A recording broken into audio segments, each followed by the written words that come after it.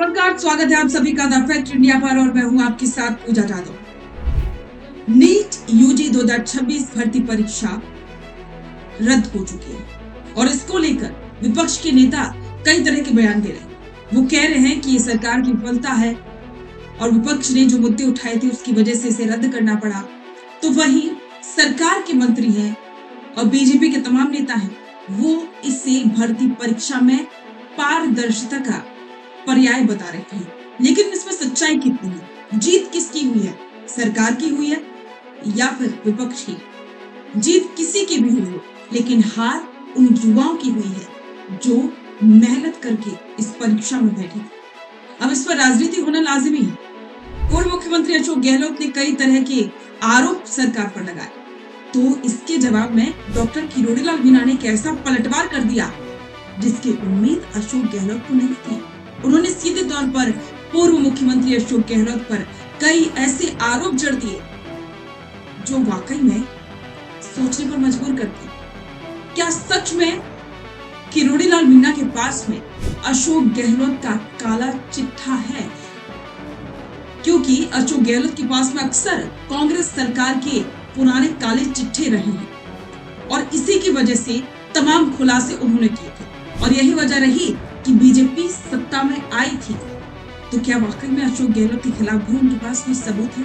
देश भर में नीट यूजी 2026 परीक्षा रद्द होने के बाद सियासी पारा चढ़ गया, लेकिन इस पूरे विवाद के बीच राजस्थान के कैबिनेट मंत्री डॉक्टर किरोड़ीलाल मीणा ने एक ऐसा धमाका किया है जिसने पूर्व मुख्यमंत्री अशोक गहलोत की घेराबंदी कर दी। मीणा ने साफ कहा है कि ये ईमानदार युवाओं की जीत है और जो कचरा मेडिकल सिस्टम में घुसने वाला था उसे सरकार ने बाहर का रास्ता दिखा दिया। आइए देखते हैं किरोड़ीलाल मीणा ने कैसे गहलोत राज का कच्चा चिट्ठा खोल कर रख दिया है। देखो, नीट की परीक्षा, सरकार की संवेदनशीलता देखो आप, how much sensitive the government, कि जैसे ही तथ्य आए हैं कि पेपर लीक हुआ है, 320 क्वेश्चन में से 120 क्वेश्चन ऐसे जो हूबहू प्रश्न पत्र के हैं, तो सरकार ने तुरंत परीक्षा भी रद्द कर दी और सीबीआई जांच के आदेश दे दिए।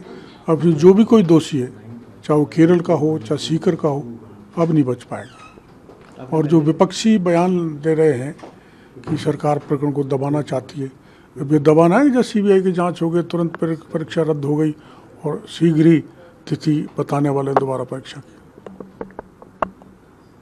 सरकार मतलब विपक्ष के लिए, हाँ, विपक्ष कह रहा है। देखो, विपक्ष ने तो गहलोत साहब ये दूसरे जो बयान दे रहे हैं इनके, तो मैं आप सब गवाही हो कि 18 में से 17 पेपर लीक हुए थे और पेपर लीक में एक में तो एफआईआर दर्ज कराने के लिए मैं खुद थाने पे 3 दिन तक बैठा रहा, दर्ज नहीं की, उल्टा मेरे को गिरफ्तार करके ले गए। तो उनको कोई नैतिक अधिकार नहीं है हमारे ऊपर आरोप लगाने का। वो खुद साफ सुथरे नहीं हैं, उन्होंने सबसे ज़्यादा पेपर लीक कराए। लेकिन हम इसके प्रति गंभीर हैं कि जो सीकर में घटना हुई है और अब सीबीआई जो भी कोई होगा उसको कानूनी दंड दिलाएगी। एक सर एक मामला है जेजेएम घोटाले में महेश जोशी की वापस गिरफ्तारी हुई, उसको लेकर भी अशोक गहलोत जी ने आरोप लगाए कि अब देखो, उनका काम है आरोप लगाना। उनके समय में ये घोटाला हुआ और उसमें जेजेएम के मामले में भी मैं, आपको ध्यान है, एफआईआर दर्ज करने गए, अगर सुखनगर थाने पे गया था, आप लोग पधारे थे, उन्होंने मना कर दिया तो मैं वहाँ धरने पे बैठा रहा 4 दिन तक और धरने का पर कोई गौर नहीं किया गया, कोई एफआईआर दर्ज नहीं की गई, उल्टा मेरे को वहाँ से हटा दिया पकड़ के। तो वो तो स्पष्ट है, मैंने प्रमाण दिए थे, एयरकॉन इंटरनेशनल कंपनी के प्रमाण दिए थे, फर्जी उसमें डॉक्यूमेंट लगाए गए, फर्जी वो अपना एनओसी लगाई गई कि हम कॉम्पिटेंट हैं ये टेंडर लेने के लिए, डालने के लिए, और वो सब मीडिया के सामने मैंने रखी थी। उसमें मैंने आरोपी बताया था सुबोध अग्रवाल को, माननीय जोशी जी को, जो दोनों गिरफ्तार हो चुके हैं। पहले ईडी ने किया आखिर प्रॉपर्टी कहाँ से आई है, ईडी ने जांच की है, अब एसीबी कर रही है। तो जो एजेंसी इसमें इन्वॉल्व है वो तो पूछताछ तो करेगी, उसमें काय की राजनीति है। फिर भी अशोक गहलोत बोल रहे हैं कि हमेशा सत्ता में यही नहीं बने रहेंगे, हम भी सत्ता में हैं। आपने तो कुछ किया नहीं, अपराधी आरोपी के खिलाफ कार्रवाई तो हम भी नहीं करें। हम आँख नहीं बीच सकते, एक एक पाई का हिसाब लेंगे। हमारी सरकार करप्शन के मामले में जीरो टॉलरेंस पे काम कर रही है। आखिरी सवाल, प्रधानमंत्री ने कल अपील करी थी work from home, petrol diesel बचाने और सोना ना खरीदने की, इसको लेकर भी प्रधानमंत्री जी की अपील राष्ट्रहित में है और मेरे को भरोसा है देश की जनता उनकी अपील को वैसे ही स्वीकार करेगी जैसे कोरोना के काल में किया था। और देश की आर्थिक स्थिति, आर्थिक क्षेत्र। राजस्थान की राजनीति के बाबा यानी कि डॉक्टर किरोड़ीलाल मीणा अपने बेबाक अंदाज के लिए जाने जाते हैं। नीट परीक्षा रद्द होते ही उन्होंने इससे मेहनत करने वाले 22 लाख छात्रों की जीत बताई। डॉक्टर मीणा ने खुलासा किया कि राजस्थान एसओजी की जाबांजी से उस वक्त खेल बिगाड़ दिया गया जब लीक हुए पेपर के 120 सवाल असली प्रश्न पत्र से मैच कर गए। उन्होंने चेतावनी दी कि माफिया चाहे केरल का हो या सीकर का, अब उसे पाताल से भी ढूंढ निकाला जाएगा। अगर ये परीक्षा रद्द नहीं होती तो देश के अस्पतालों में डॉक्टर नहीं कचरा भर जाता। ये फर्जी डॉक्टर जनता की जान के लिए खतरा होते। हमारी सरकार ने 22 लाख बच्चों के भविष्य को बचाया है, ये कहना है डॉक्टर किरोड़ीलाल मीणा का। लेकिन सबसे तीखा हमला था अशोक गहलोत पर। जब गहलोत ने सरकार की कार्यप्रणाली पर सवाल उठाए तो किरोड़ीलाल मीणा ने आंकड़ों के साथ उनका कच्चा चिट्ठा खोल के रख दिया। मीणा का दावा है कि गहलोत राज में 18 से 17 भर्ती परीक्षा के पेपर लीक हुए थे।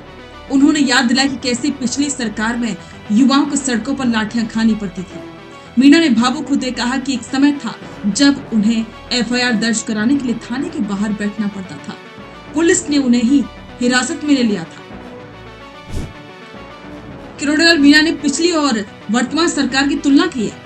कांग्रेस राज की बात करते हुए उन्होंने कहा कि 18 से 17 पेपर लीक हुए, युवाओं पर लाठीचार्ज हुआ और भाजपा सरकार की बात की है कि पेपर लीक का तुरंत खुलासा, 120 सवालों का मिलान, मामला सीबीआई के हवाले। माफिया को पाताल से निकालने का संकल्प की बात उन्होंने कही है।